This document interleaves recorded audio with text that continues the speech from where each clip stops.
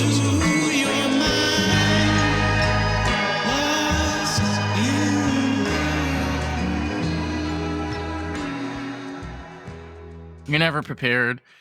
When you try to script as a podcaster, you usually fuck up and sound like one of the anchors for CNN, but you're not making $1 million.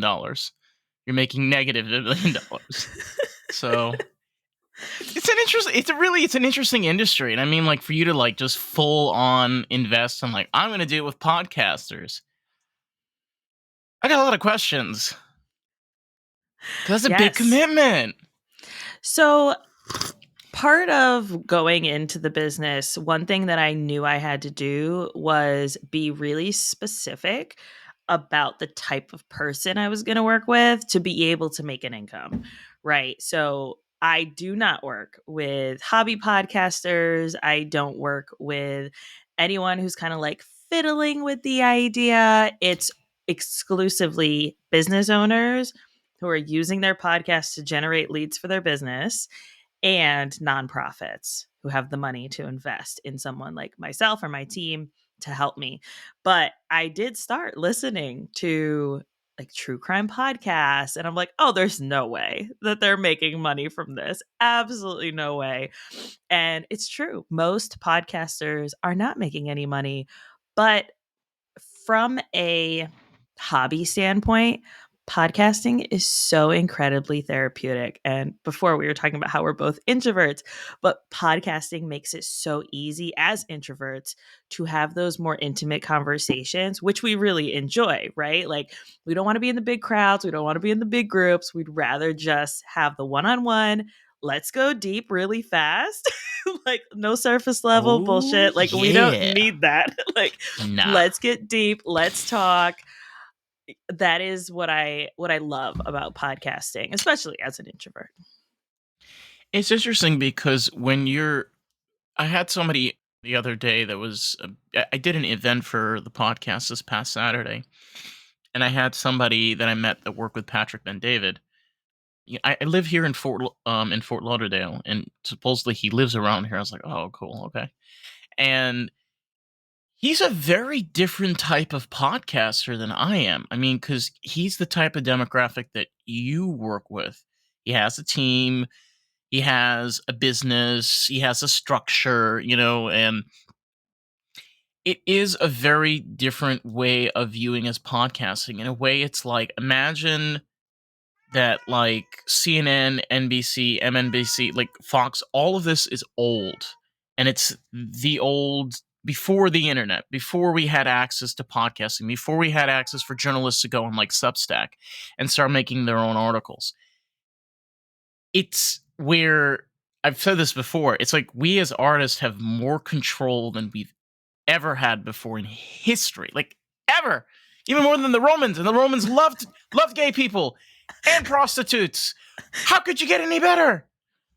But like, completely different. It's completely different nowadays. Yeah, the the average person can create content, which is really incredible, especially for BIPOC and LGBTQ plus community, right? Like, I'm mixed, Black, Hispanic. So like, this is something that's really important. African and white. There you go. So like, it's really important to the diverse voices to be able to have space where when we were kids, it was literally just a bunch of white people on the TV telling us what was going on in the world. And now we can use podcasting and art and music and our videos, whatever. We can use all of these things to share our lived experiences, which then opens up the idea of, oh my goodness, I've been through that too. My first podcast was business specific, but then my mom passed away, and I was like, I want to kind of understand some things in my childhood. And I started a podcast with my sister, which was all about cults, because we grew up in a cult. And I'm sure you're going to want to talk about that at some point, because I grew up in a cult, so you're pretty, yeah. So right crowd, honey, right crowd. growing up in a cult and like trying to understand why the heck did she join that cult? But we couldn't ask her because she'd passed away. And so trying to process that and using podcasting as a way to literally just me and my sister living states away have these conversations about cults to understand it. But the thing that happened that we didn't really anticipate is people sliding in our DMs and saying, "Oh my goodness, me too. Oh my goodness, this happened to me.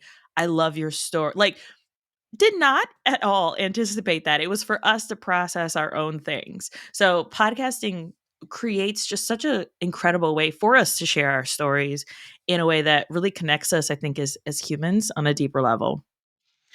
If we think about for a second on like how this interaction was possible, because we use Podmatch to, schedule our interview, and I've been using Podmatch since early of last year.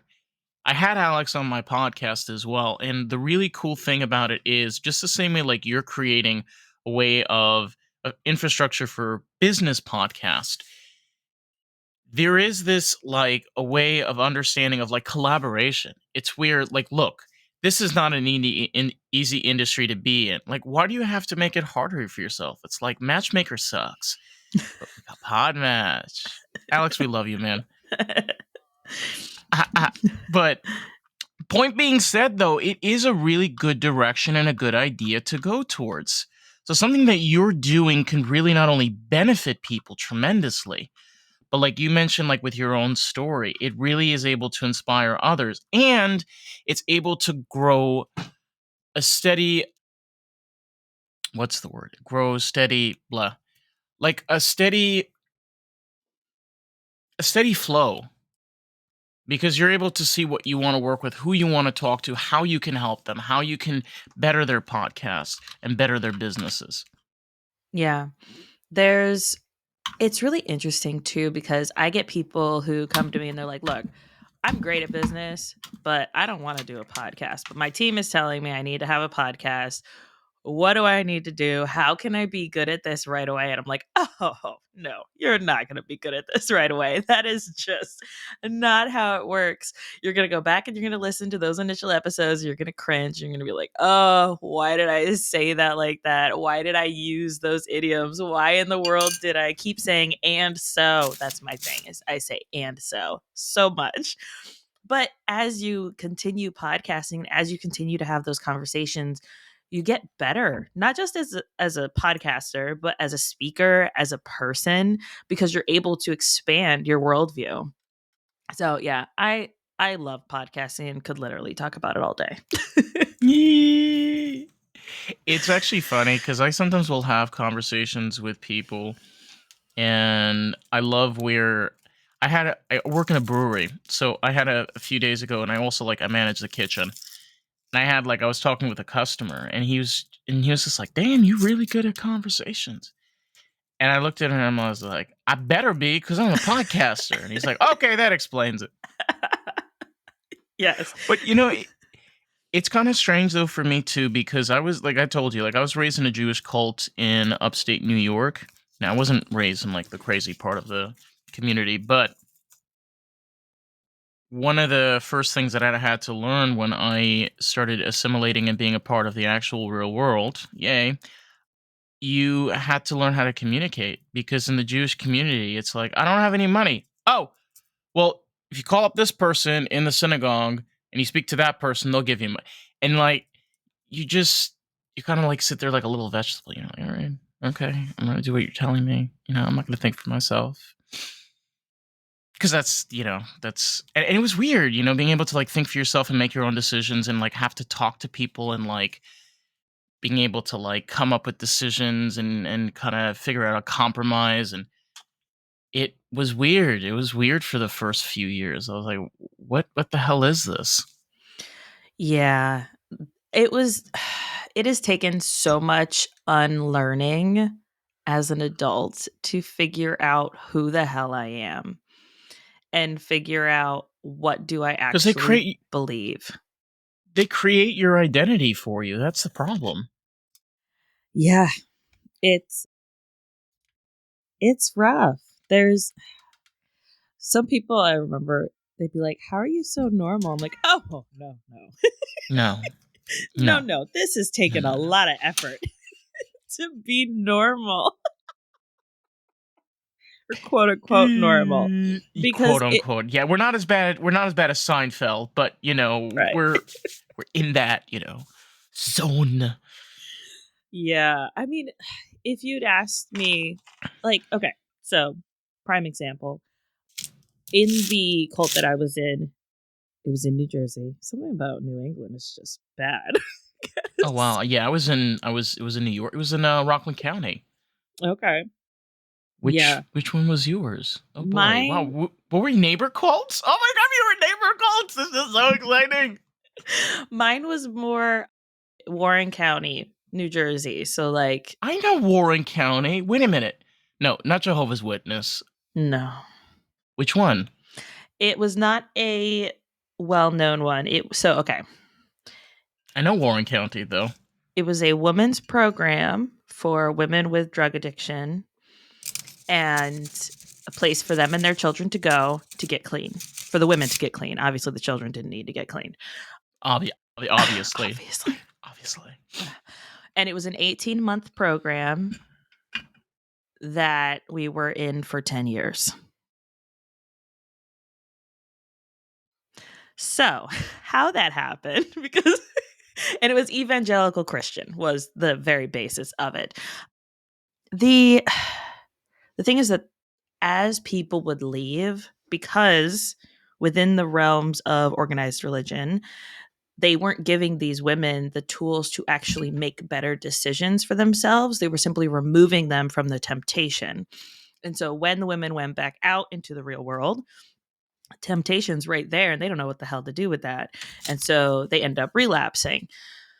And so I don't know why or how, but eventually it got to a point where the indoctrination to these women was, if you go out there, you are going to fall, which creates a lot of fear of, well, here I'm clean. Here I don't have to make decisions for myself. Here I'm taken care of. I don't have to have a job. I don't have to worry about where my food's coming from. I don't have to be pimped out. I don't have to do all these things. And sure, I have to go to a bunch of church services, but really, is that really that bad?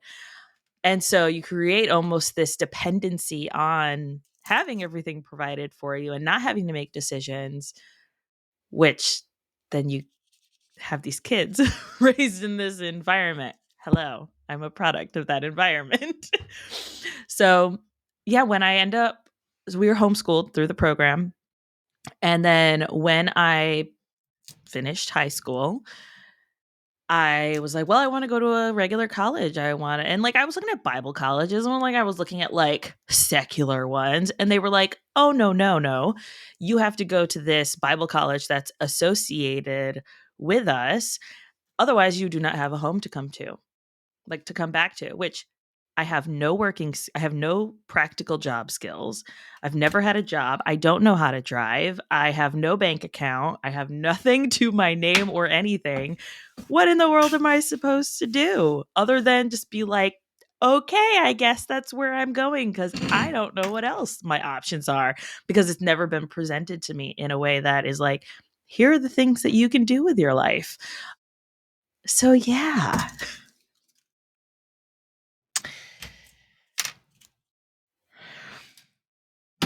I'm without I mean, I'm without words because it's a very very difficult situation to be in. I look, when you're raised in those type of and I even remember like having conversations with people about like the community I was raised in, and they're like, that really wasn't a cult community. I'm like, okay, I went to an all boys school.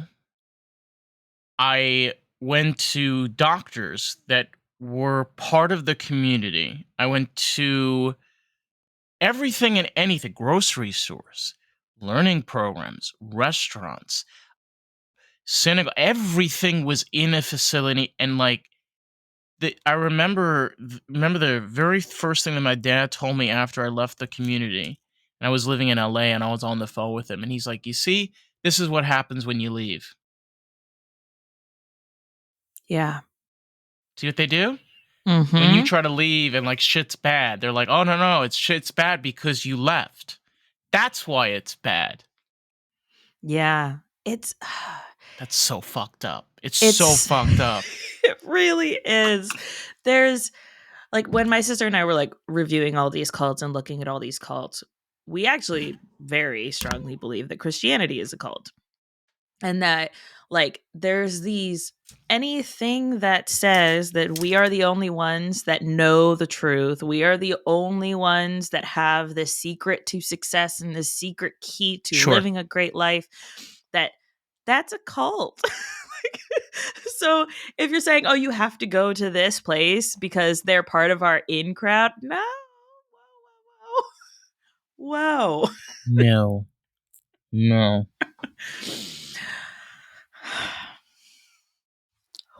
It's strange because I don't really have that many opportunities to talk to people that are raised in cults. You know, it's not a very common occurrence. And one thing I have noticed, especially for people, we call us off the derech or OTD, the ones that leave the community. Mm-hmm. This is a strong number. I would say about like 95% to maybe like 98% of the people that leave, they're so fucked up. Like so badly fucked up. Like I've met some of these people and I'm like, oh my God, you're never gonna change. You're just gonna be this shitty piece of shit garbage, like fucked up in the head. And like I honestly feel that's all mentality and attitude. Like I know it sucks when you leave, but it can get better if you just give it a little, just a little bit of time. Yeah. A little bit. I know I it's agree. not easy to say to somebody, like, because it took me like 3.5 years. You know what I mean? And like 3 countries. So. Yes. Yeah. I mean, so I've been out for 12 years now. So anywhere from 10 to 12, I don't know. So I've been out for a while. I have my own family, I have my own kids, I have my own career, built my own business. And it's really interesting to talk to other kids who grew up there with me, like who spent 10 years there with us as well. Like talking to them now and seeing what their lives are now. And some of them have chosen to, all right, work on themselves, to lead the life that they want to lead for themselves. But for the most part, I would say a lot of the percentage, like you said, is a really big, almost victim mentality, I want to say. Yeah. Of like, this is what they happened use the victim to me. card. Yeah. Yeah. And it's like, yes, and like, yes, shit was bad. And yes, that all those things happened to us. But like, why would you let that define the rest of your life? You're just going to keep giving those assholes power to like rule your life? No, like do something with it. So yeah, I definitely agree. And it's not easy at all. Granted, I also have selectively forgotten a lot of things that have happened there. I mean, I'm the oldest of 5. So my siblings will mention things and I'm like, nope, don't remember. Not even a little bit. And they're like, are you like, really? You don't remember when this, and this happened? Nope. I just choose not to. I had a conversation with a guest, and I remember we were talking, and he was telling me that, because I told him that person, it was like 2017, that person before has like passed away. And he was telling me that, that idea doesn't necessarily exist because of the energy, that Trent fixes, and it's infinite. However, like you were saying, I when somebody tells me like, "Oh my God, you remember when you were 5 years old?" and I'm like, "Yeah, okay." It's like I remember certain things as a kid, but it's interesting. A lot of what I remember as a kid is the things that I couldn't have. So like Cartoon Network, Disney Channel, like overalls, or like a Tonka truck, or like Hot Wheels, or a Barbie. Yes, I was a kid into Barbie. Like those things. So it was like almost the things that I couldn't have, but I had for those brief moments. Oh, or VHS Blockbuster, iPods. Yeah, I had some iPods. That's not allowed. Story for another time. I know. We could swap so many stories of like Do you- the band things that we Do you like remember snuck. though? Do you remember though? Like that's how we used to sneak in music. Like you used to have like a little tiny iPod, like put in the pocket, and like the wire used to go through your sweater, so Yep. nobody could see it. Nope. Yes. Listening to music Oh, in honey. bed when you like everybody Oh, else honey. is asleep, just to like. Or okay, so this is so bad. You're gonna love this. We Okay. snuck High School Musical when it first came out, and Oh my had God. the MP3 player to the TV so we could record the songs, so we could listen to it later, because we knew we'd never be able to watch this again. Oh my God. Damn. That's hard. It's so hard. Yeah. It's crazy. It's crazy to think that as a person, one of the things that have always inspired me was just being able to be like creative and being inspired. Isn't that amazing? And how the one thing that cults take away from people is inspiration. Why? Yeah. Why is inspiration so dangerous to a cult? Because so it gives you a sense of individuality, which cults are definitely against, right? Of this, like, I'm good at this. No, we're all good at this. It's for the collective. I was actually just talking It's for to a friend God. of mine. It's for Jesus. Yes, about this, because she was Mhm. like, how do you feel about compliments? And I was like, oh God, I have so many feelings about compliments, because growing up, it was always, wow, you're so good at that. Praise be to God. It's never a, you did an incredible thing. It's, Jesus gave you so many great gifts, right? And then you get older and it's like, oh, wow, you're so good at that. Here, keep doing that, as almost like a nobody else should learn to do this, because Alicia's good at that. So let Alicia I keep know. doing it. I And it's know. like, the compliments are always attached to a string of something. No, thank you. No, thank Because you. it's all for the collective. So when it comes to like inspiration and having unique stories and having unique voices and creating unique things, it all has to tie back to the group. I mean, I'm thinking about, even I played the guitar for as long as I was in the cult. Since leaving, I actually stopped playing because it had so much tied to Christian music and the cult, and always being on call to get up and lead worship whenever. And I was like, I'm good. I don't want to learn. I don't want to keep playing this instrument. But anytime that I would play, it was always, well, how can the cult use this? Oh, you made a new song. Let's play it as a special during the service. Like, it was always taking rather than amplifying. You know what I mean? I wasn't allowed to play instruments. I'm My sorry. parents. No, it's cool. My father had.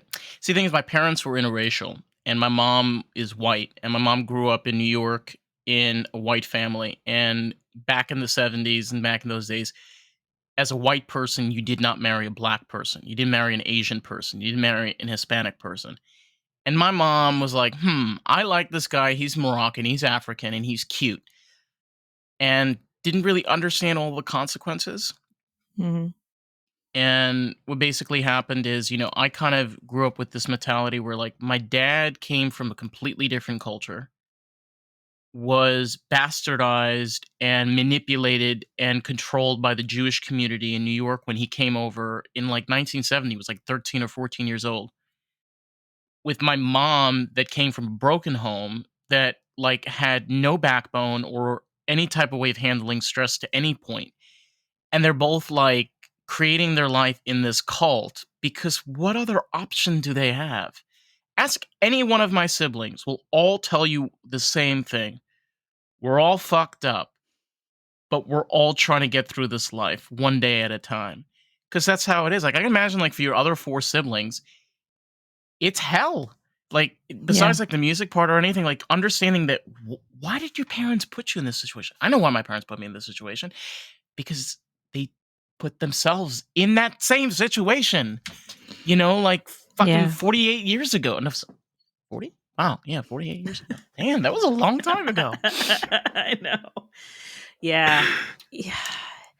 It's when we started our podcast about cults, it was like, why? That was our big question. Why in the world, mom, did you decide to do this? And like, my siblings and I have never really had any relationships with our dads.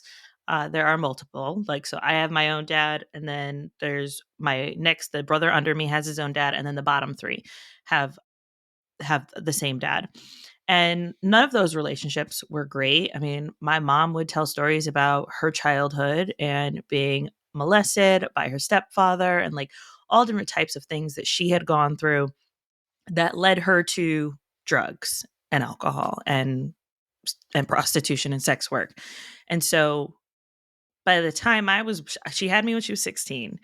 And so then at that point, I mean, she's becoming a mom while not having any actual type of structure to her life or support other than do better, right? And so she finds religion as a way of like trying to do better for her kids, except it's hard, right? To like work on your mental, like obviously there's mental health issues. She ended up later in life being diagnosed with bipolar disorder. And so like having really high highs and really low lows, that's a mental health issue.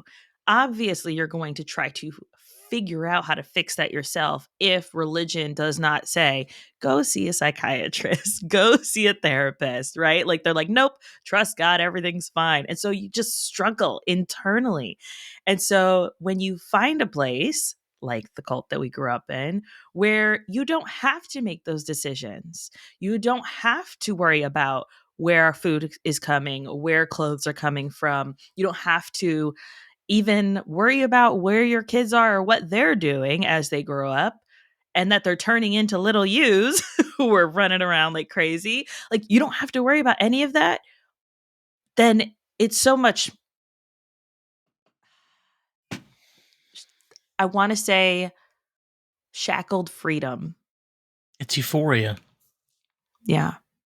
in its divinest form. That's why people join cults.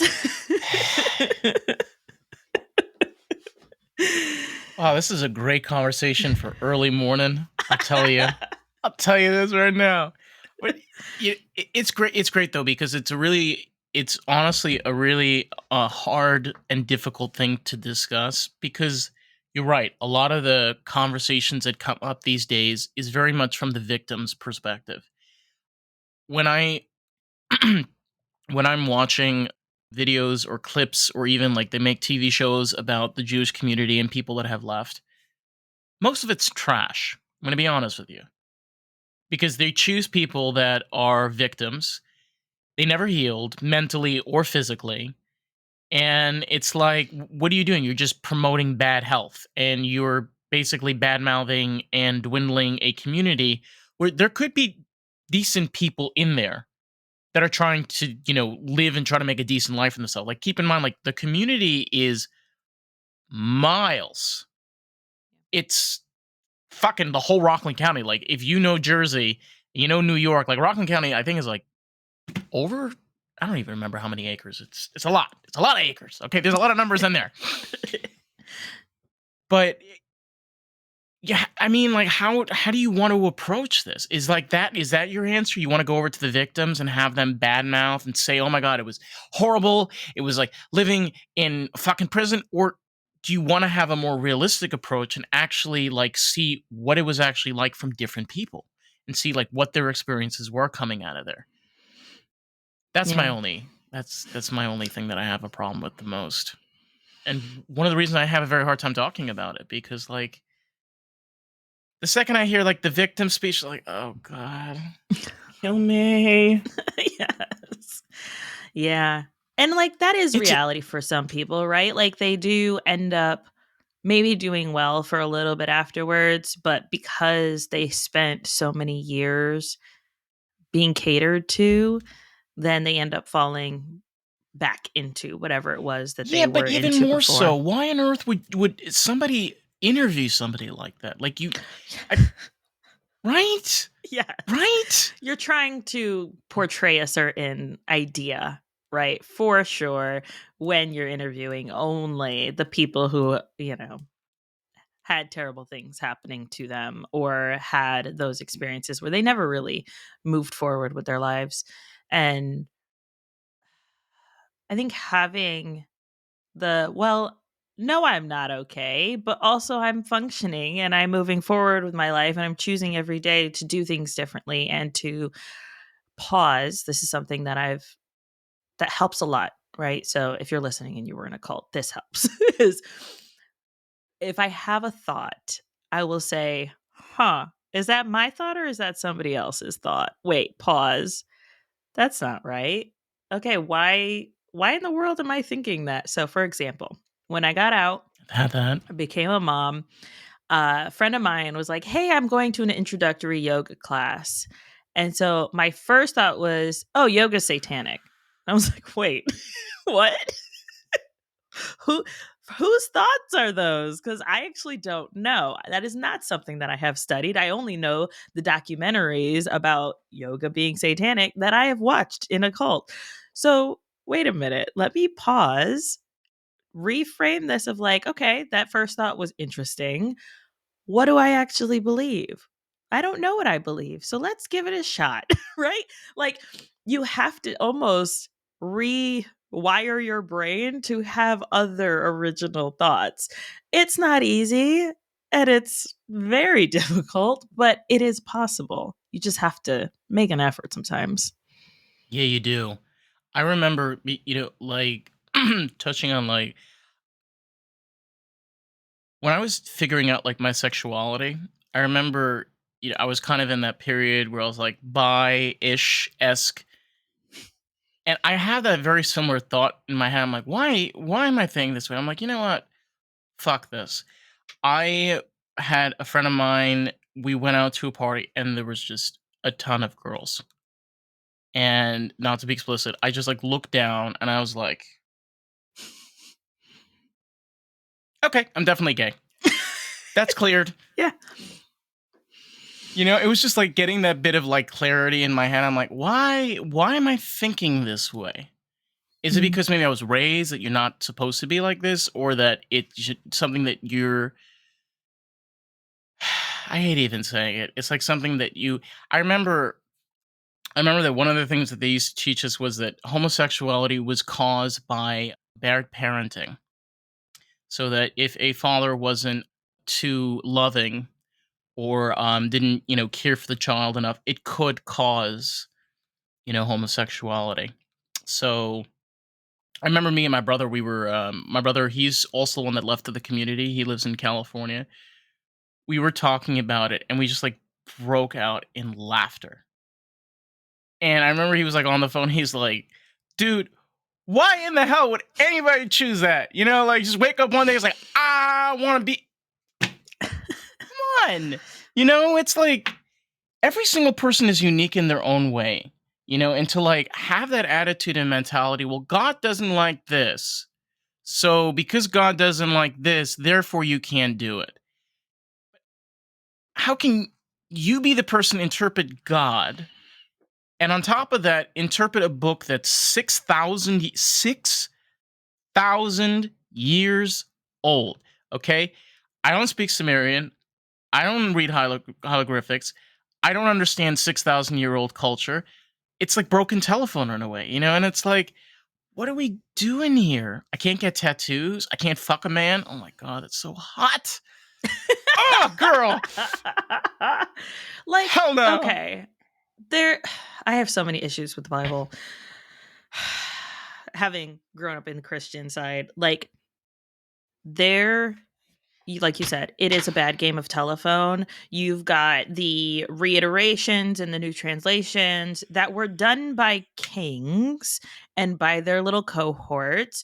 And because the common person couldn't read the language, and I actually was talking to my kids about this because we talk about religion very broadly, right? And they understand there are going to be different religions. When you're older, if you decide that you want to be part of a religion, that's up to you.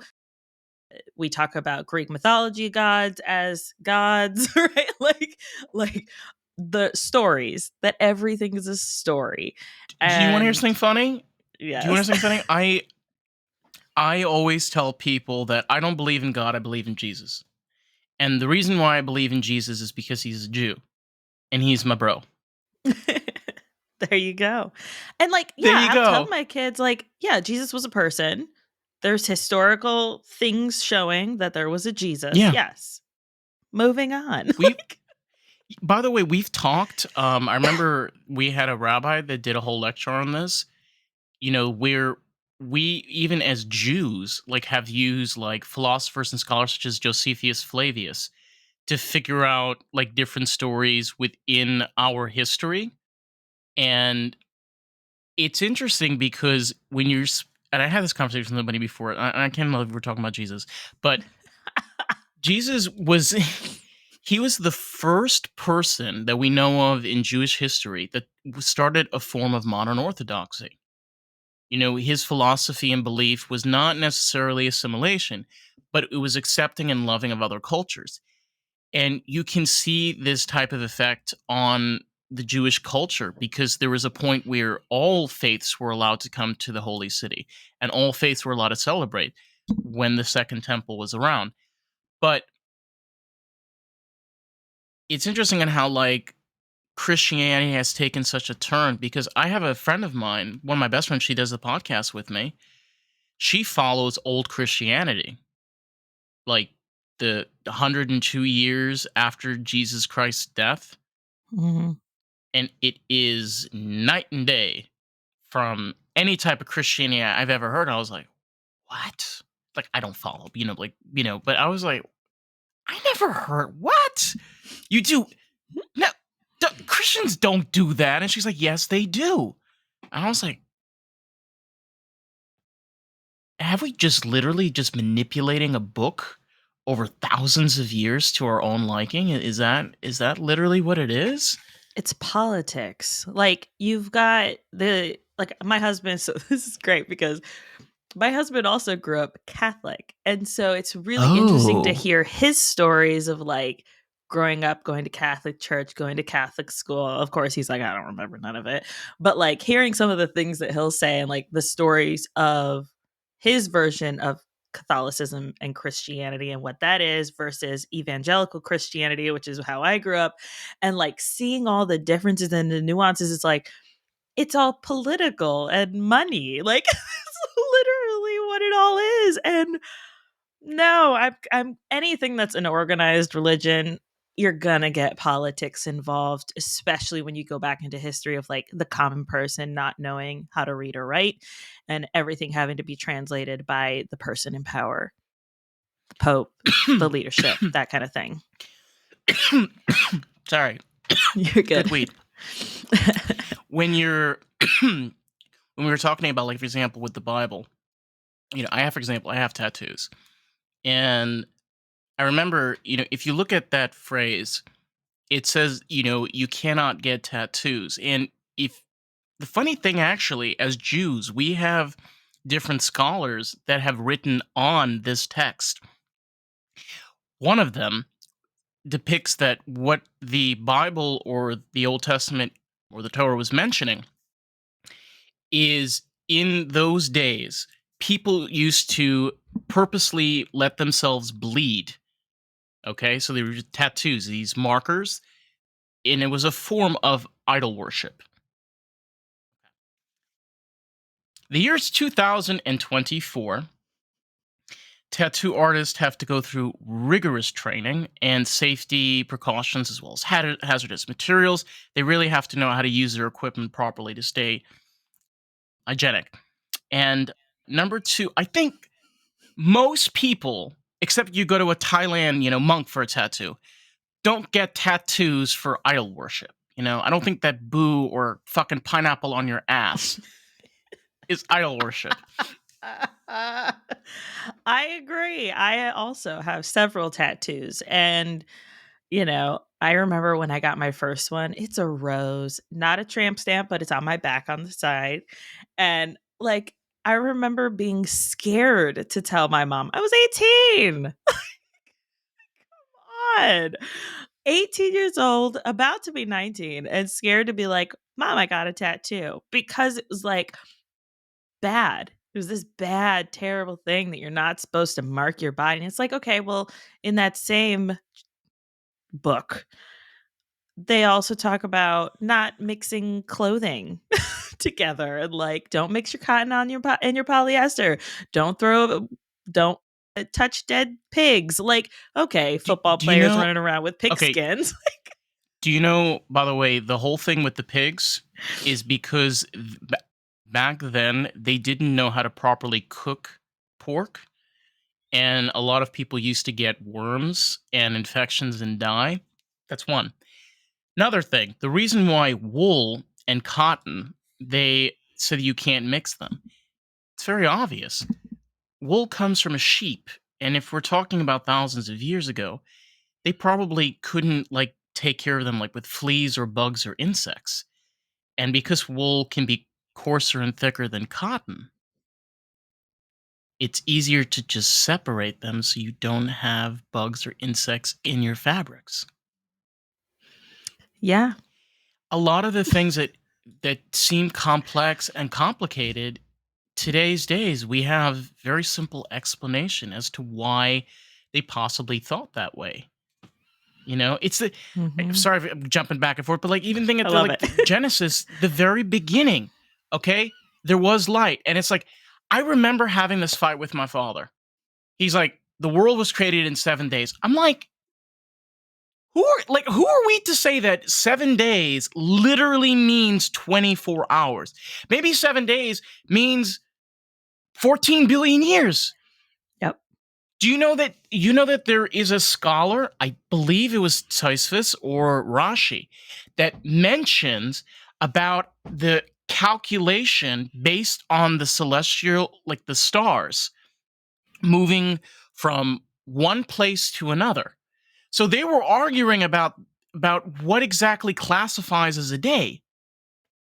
So why are Mhm. you telling me that like, oh, the world is only 6,000 years old? If you have scholars that are having conversations figuring out what exactly a day means, Yep.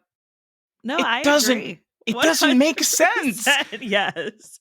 Yeah, that was also something that when I went to Bible college, I was there for 2 years, and I had a Bible that would go back to, like, the original Hebrew text and the original Greek text and, like, all of this stuff, and Wait a so I minute, you would can read Hebrew letters? no. So what I would Oh, do is I would see that word and I would find it in like a this is what it meant. And it would give like 15 different English versions of what it could possibly mean within the text.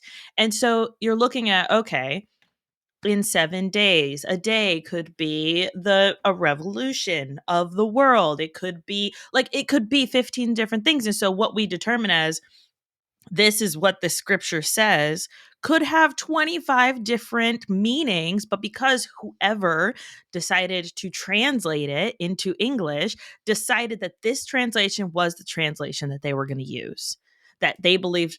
It's like going into poetry and saying, well, this is what that poet meant. When you wasn't there like a college student who went and like sent a bunch of emails to authors and was like, did you mean this, and this in your book? And they were like, no, I meant it literally. And so they brought it to their professor and was like, these authors are saying that they literally mean what they're saying. So all of this idea of, oh, well, they might have meant this and it could have meant this. And let's interpret it in our own, like, this is what we mean today. No, it's not valid at all. They literally meant what they meant, which when we go to translate that into a new language, in a different language, it's going to be completely different in meaning. yeah, it is. And the crazy thing is like to the point where I remember being told that we are not supposed to understand, that it's the holy word. So here's the other thing too, is like to question the holy word, you can't question. You can ponder, and you can elaborate, but you cannot question. And it's funny because like as Jews, the one thing that they always say is like, oh, you can ask questions, but the second you start asking questions, like, don't you believe in God? Don't you Yeah. have faith in Hashem that He'll come and protect you? And like, again, I'm not trying to like badmouth or anything. It's again where if you want to live in a world where everybody, not equality, where everybody can sit down rationally, all open minded, and being able to look at each other, whether non religious, religious, something, who knows, and just be able to see each other for who they are, it would never happen. It's never going to happen. Why? Because we as human beings are flawed. And we don't work that way. We never Mhm. have. Yeah. It's so frustrating too, right? Because especially like raising kids in this world is so hard, especially with like history like ours, where you try to do better and you try to teach them to have thoughts and to question. And like that's something my husband and I are very like ask questions, question other people. Don't just take what people say as truth.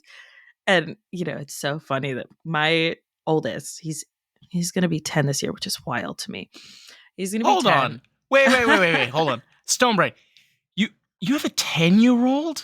I know. You do not look old enough to have a 10-year-old. I am 32 years old, I think. Yeah, 32 or 33, maybe. I don't know. Damn. So you had this Whatever. little guy. You had this little guy Yeah. young. Well, what's good about this is that so I have a 10-year-old and I'll have a 7-year-old this year. And I'm going to Aww. be 45 with an empty house, which is I'll have more money by then. My kids will be grown. I'll be able to travel and enjoy my my late 40s and my 50s. You could Where be a like cougar. no, Ooh. I'm good. Oh, okay. I don't know, maybe, and we'll see. Maybe. But Just yeah, like I mean, so like I see people do this both ways, right? Like where they don't want to have kids in their 20s because they want to go explore the world and do all these things. You're fucking broke in your 20s. I am not interested in doing that and like having traveled. And so we did have kids relatively young. And like, I'm excited to be 45 and go to Italy and like enjoy it with some money. You know what I'm actually saying? it's kind of crazy because when you go to Italy, because I went to Rome, it's like one of those experiences like, nah, it's expensive. It's Yes. real expensive. But it's so fun, and like all the men are just, oh my god. I'm sorry. I'm just having Gorgeous. vivid oh my god. I was with my mom and I was like, "Ma, can I have like maybe a night? Maybe just like maybe 2 nights. Like you go back to the hotel and I'll figure out my living situation. I'm gonna go men shopping in Italy." I love it.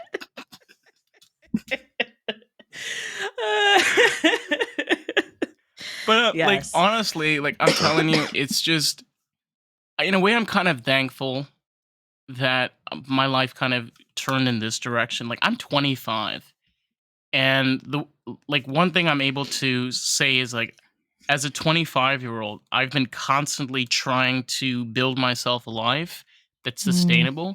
Do you know how many people my age right now are fucking hungover this morning? Bro. yeah. And like they got a shit job in fucking Subway, doing nothing with their lives, going nowhere.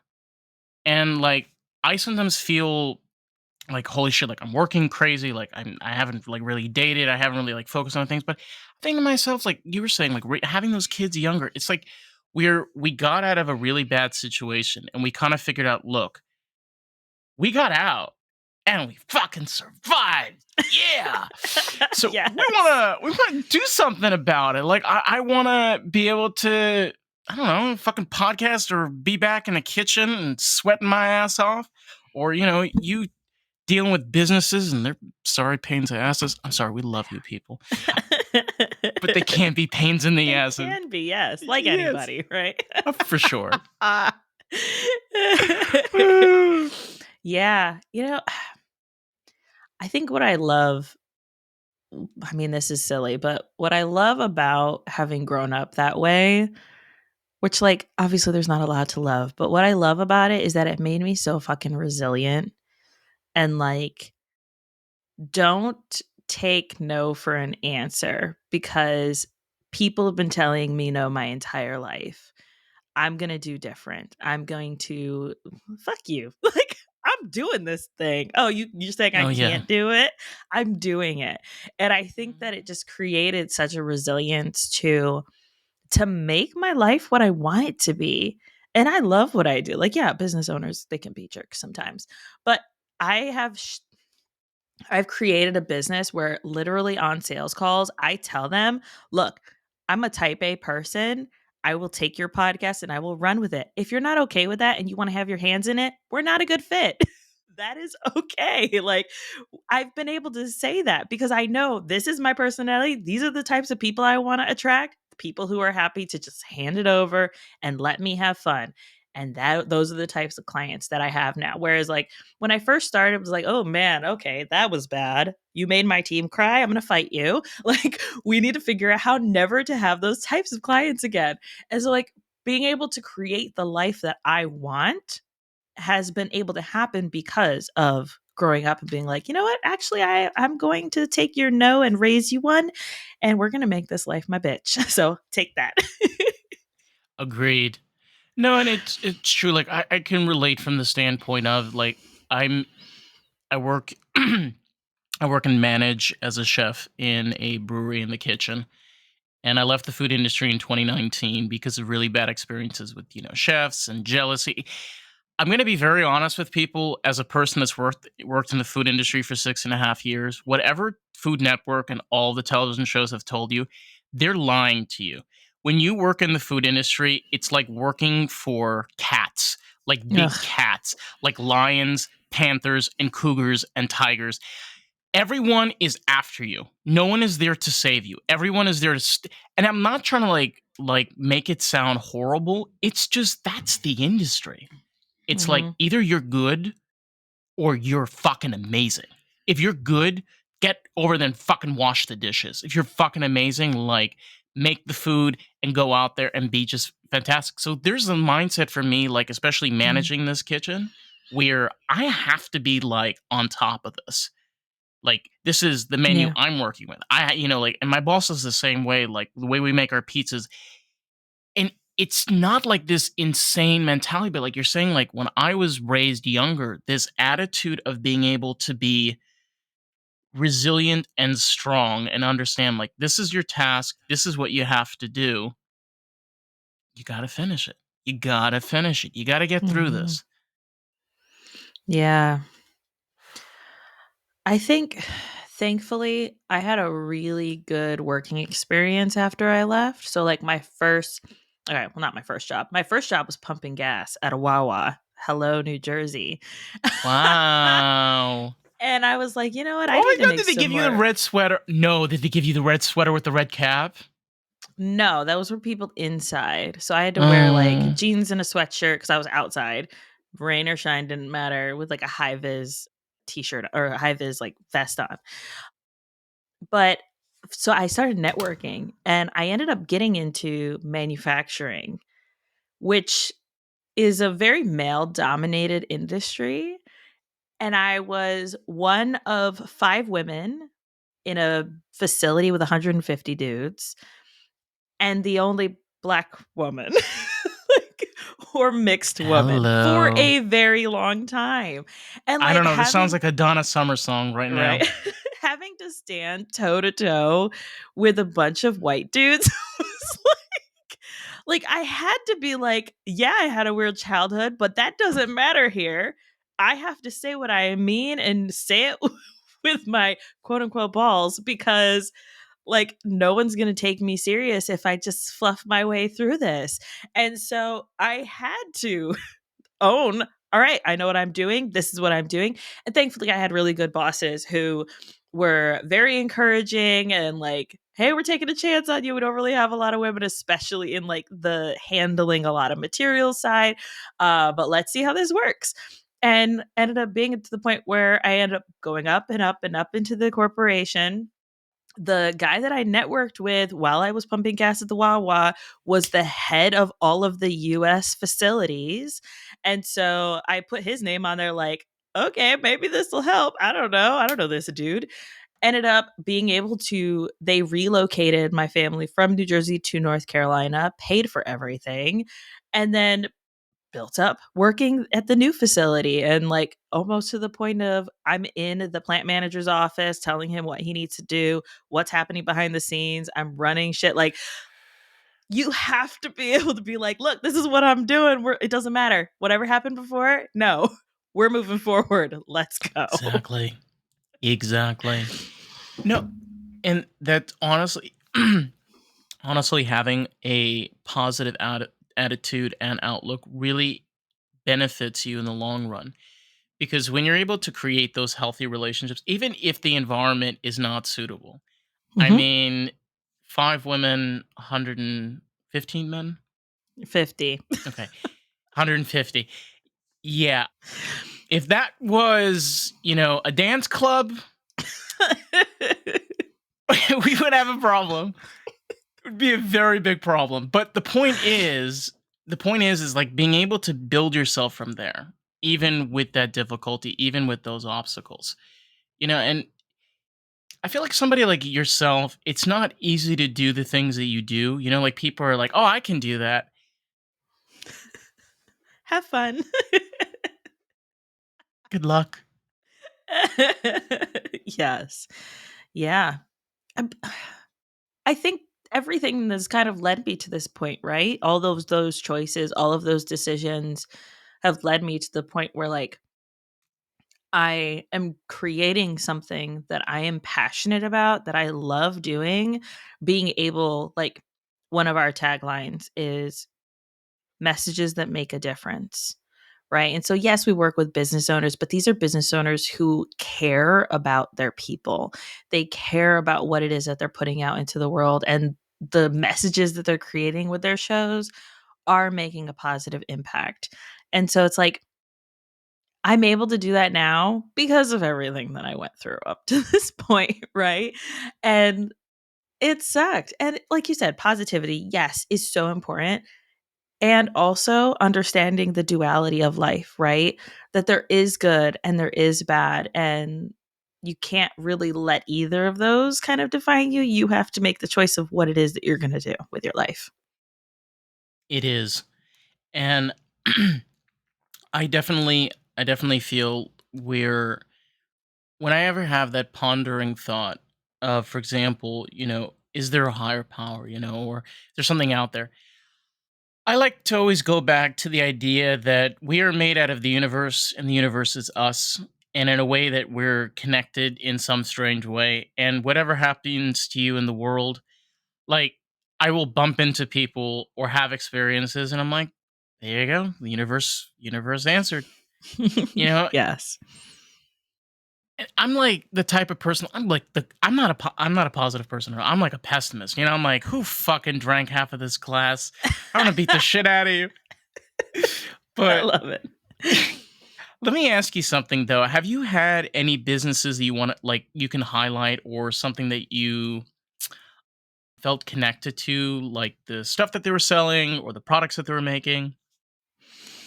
Like one of our clients or just in general? I mean, be clients or just business that like me. I Yeah. Yeah. So don't know.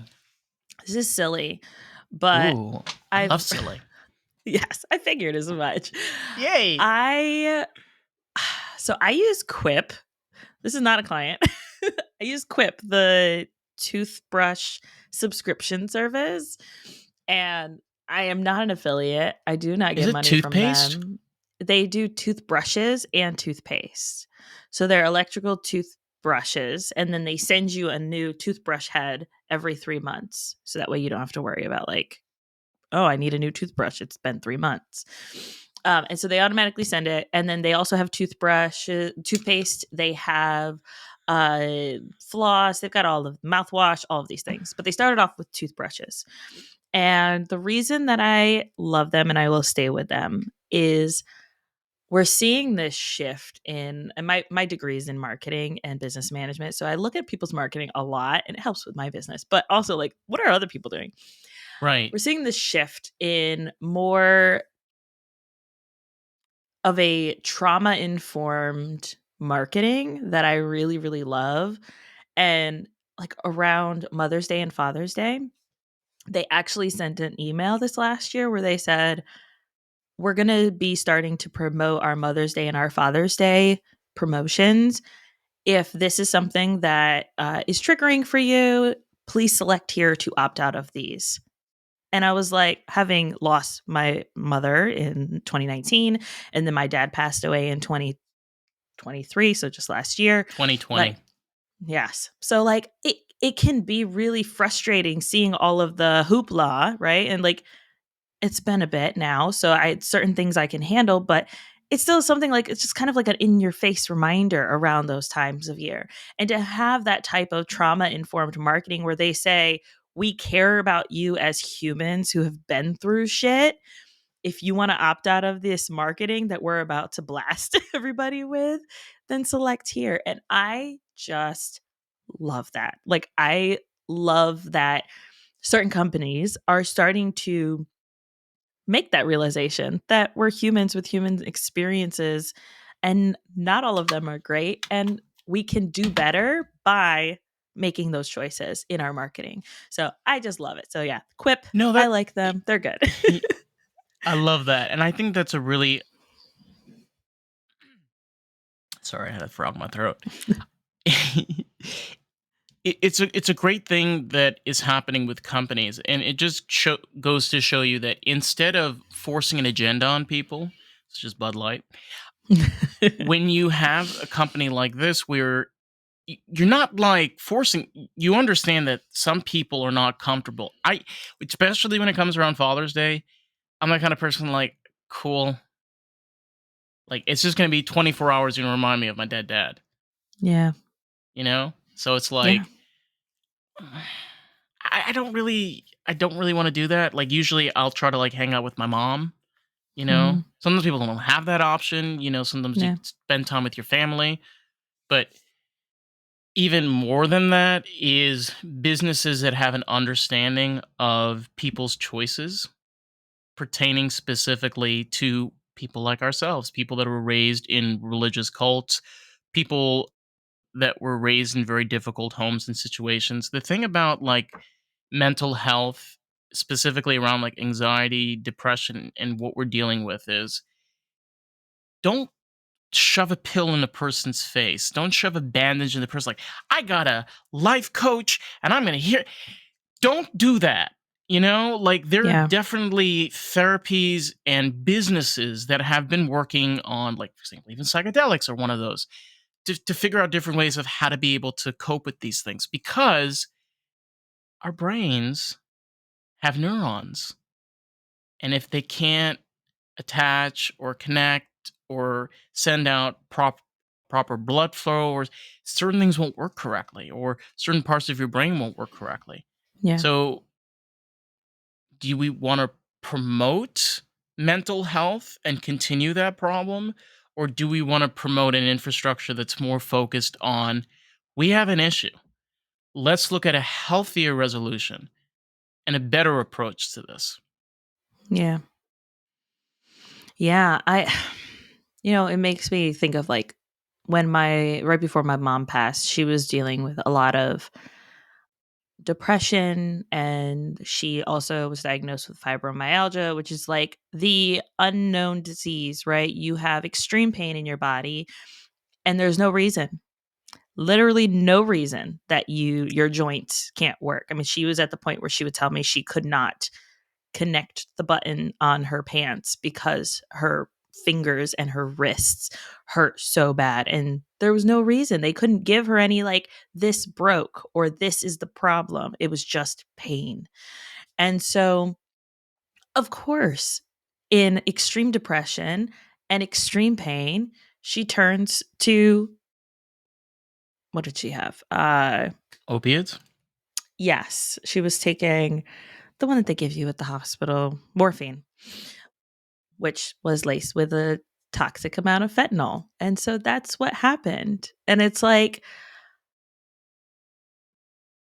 there are just certain things that aren't going to help with the mental health. And like, you can't just force someone to say, like, and this was something that I would have discussions with my mom about a lot. She would say, I didn't just wake up and say, I'm going to do drugs today. And I would tell her, Mom, it's a choice. And I wish I had not said that. like like knowing what I know now about mental health, knowing what I know now about the nuances behind, like, yes, I can make a choice, but I'm also not struggling with debilitating depression or debilitating pain in my body. And it's like, there has to be, and I don't know what the answer is, but there has to be a balance between getting people the help they need and also understanding that sometimes there's nothing that can help. Yeah. I can say my mom unfortunately fell under the opiate dependency. She went to a doctor, which I think he was unboarded. Like his Oh, jeez. they just took away his life. He was terrible. He botched my mom's knee surgery the first time, and then he started prescribing her painkillers. Yeah. And I remember it was just bottles and bottles and bottles and bottles and bottle. Like it was. I remember there was like one point, like me and my dad, we were just like we grabbed and just like in the toilet. It was just Yeah. so many bottles.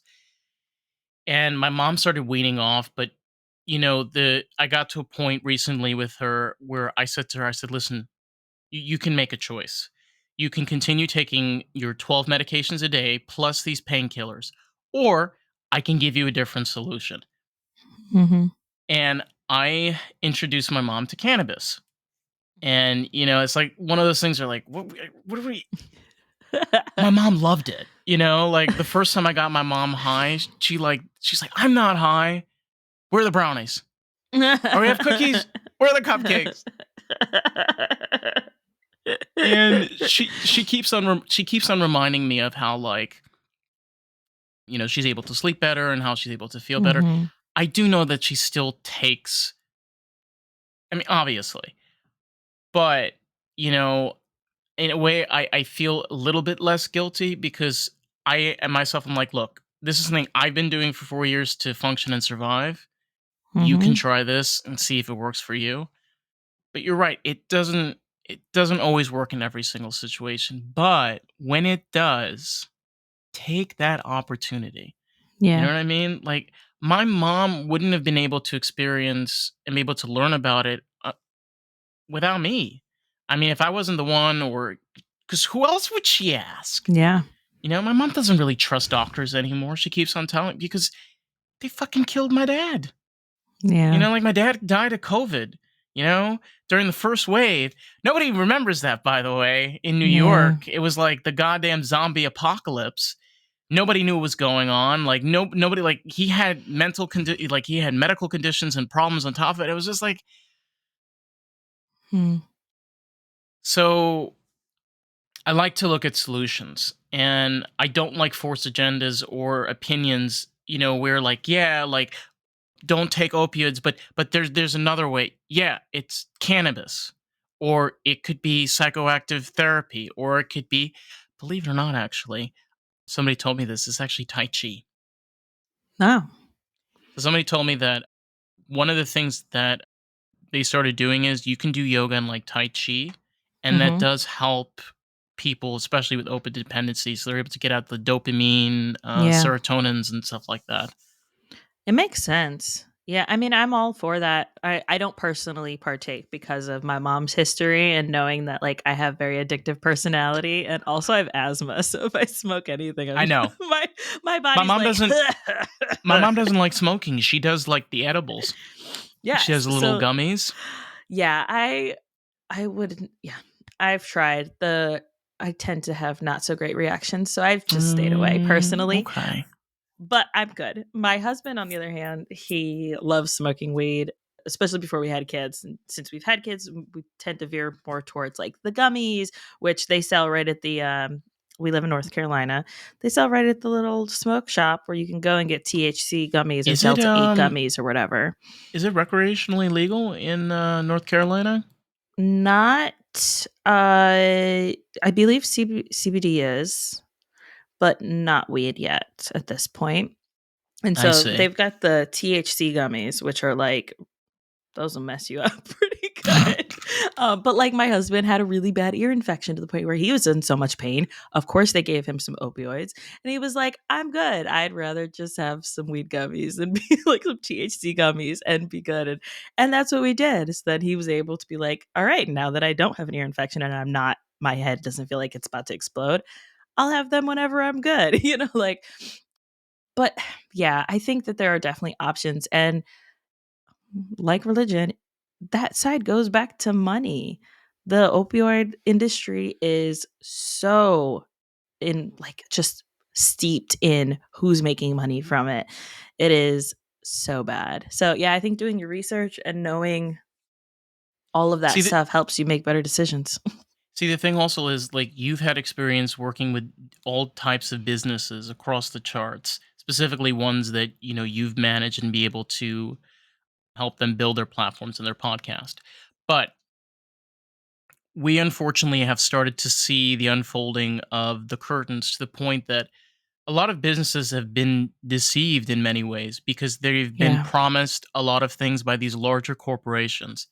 Like, you ever heard of buyouts? You ever heard of buyouts? Hmm. Which is one of them, partnerships, you know, corporations, working with other conglomerates.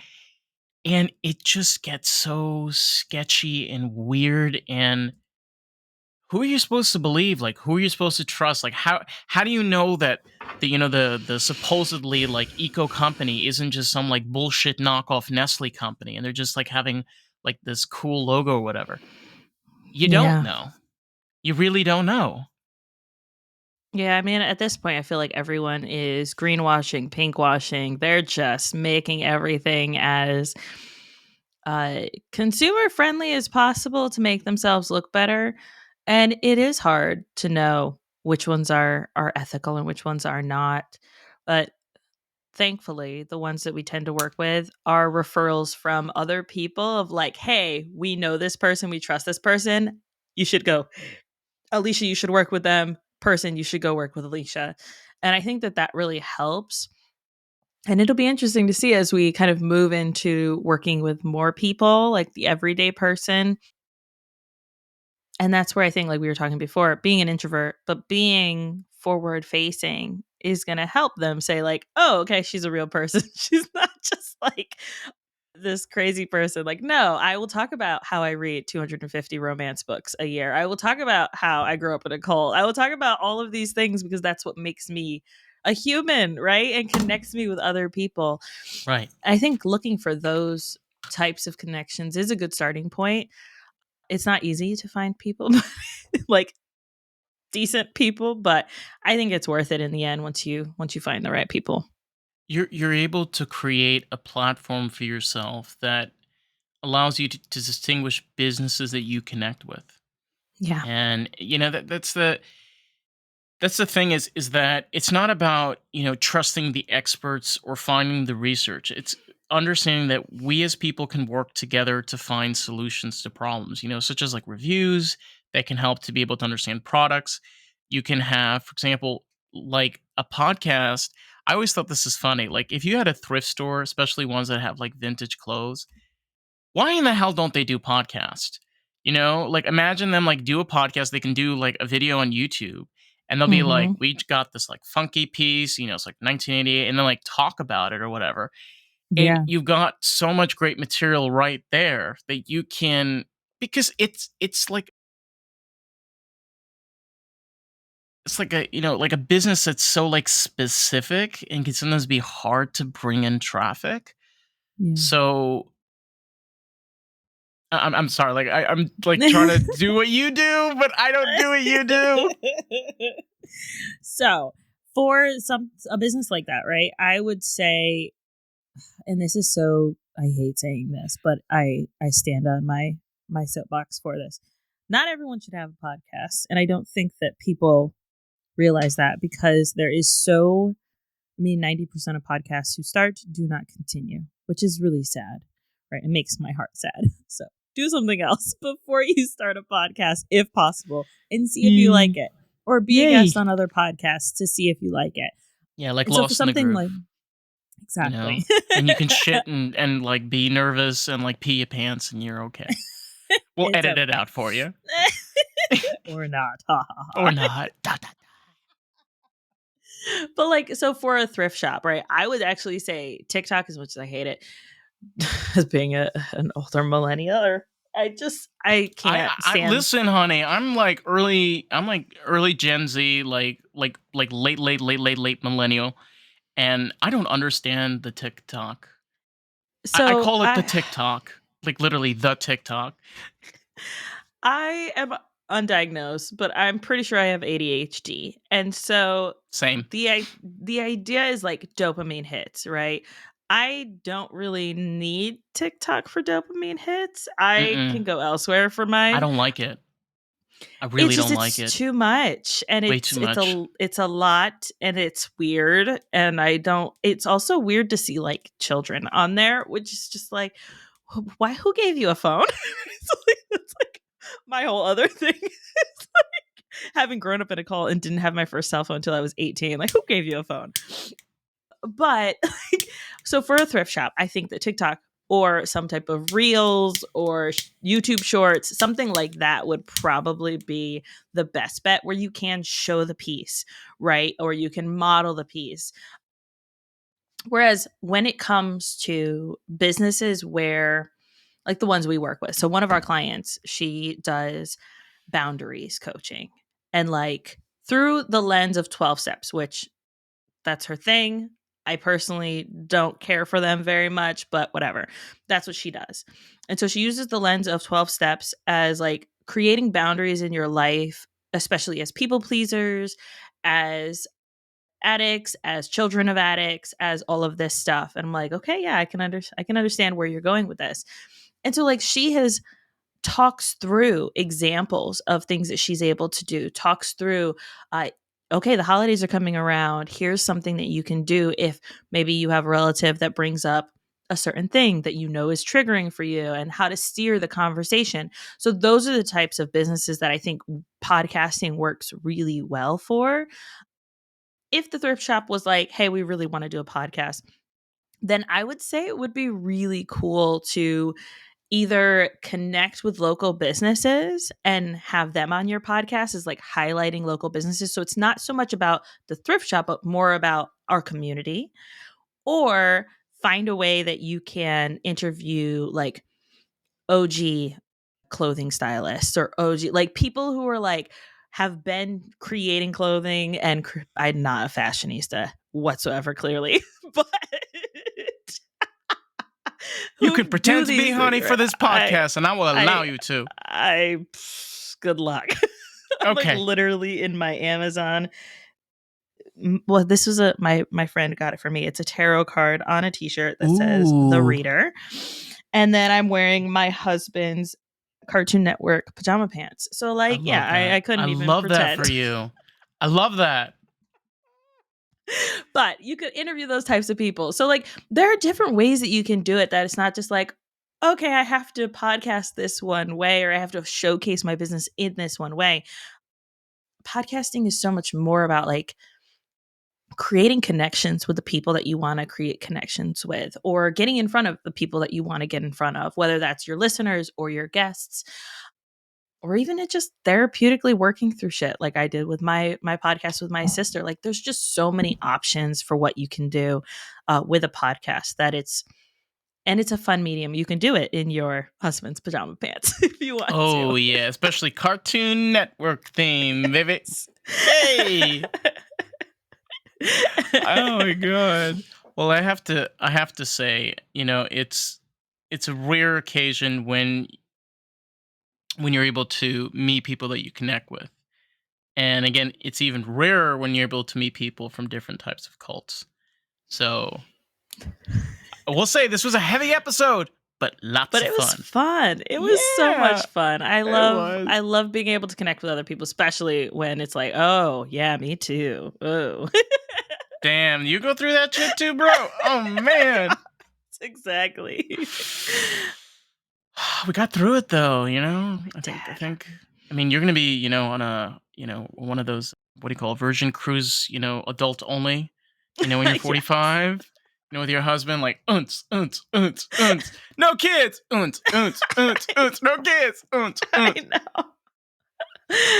Yes. There It's gonna be great. I mean, yeah. you And go. I have to Memories. try to. Memories to look forward to. Yes. It's gonna be awesome. I'm excited. Yay. Alicia, question for you. Yeah. Where can these wonderful people that have managed to get to this point find your work? For example, like information about like your socials. Yeah. That was a long So- sentence. If you're listening to this podcast, you can listen to my podcast, which is called Successful Podcasting Unlocked. It's 10 minutes or less, digestible podcasting tips if you're like, I think I want to launch a podcast.